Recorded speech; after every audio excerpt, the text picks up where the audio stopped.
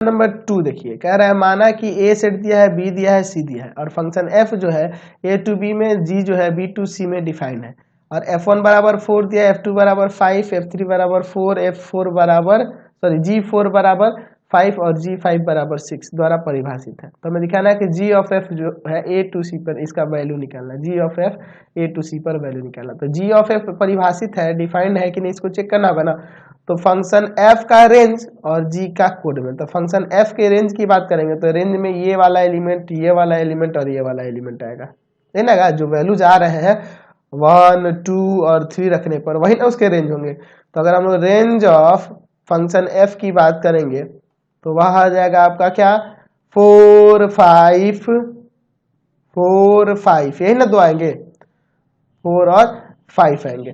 और g का codomain, जी का डोमेन, फंक्शन जी का डोमेन ऑफ जी की बात करते हैं। तो डोमेन ऑफ जी की बात करेंगे तो आप देखो फंक्शन जी का डोमेन, फंक्शन जी का डोमेन, तो फंक्शन जी का डोमेन ये होगा, ये ना होगा बी होल सेट बी, समझ रहे ना। चलिए यानी कि यहाँ पे हो जाएगा 4, 5, क्लियर है। अब हम लोग को निकालना है जी ऑफ एफ। तो आप देखो ना यहाँ पे हम लोग देख रहे हैं कि रेंज ऑफ एफ जो हो जा रहा है सबसेट हो जा रहा है डोमेन ऑफ जी के, डोमेन ऑफ जी के सबसेट है, therefore G of F A to C is defined, यह आपका डिफाइंड होगा, डिफाइंड होगा ना। चलिए तो अब एक एक करके वैल्यू निकालते हैं सबका।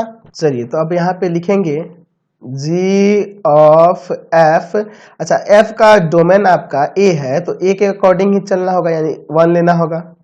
चलिए 1 रखेंगे तो ये बन जाएगा जी एफ 1।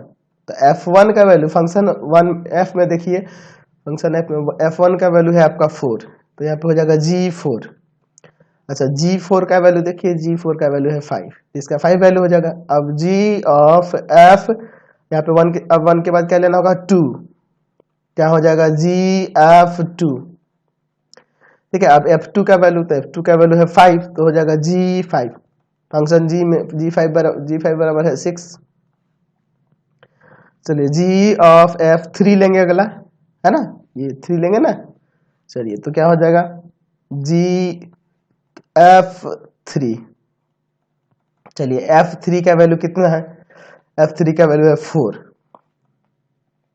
g4 का वैल्यू कितना है 5, यानी यहाँ से आपका आ गया जी ऑफ f जो है वह क्या आ गया ऑर्डर पेयर के फॉर्म में 1, 5, 2, 6, 3, 5, क्लियर है। चलिए चलते अगले क्वेश्चन पे, क्वेश्चन नंबर 3 देखिए।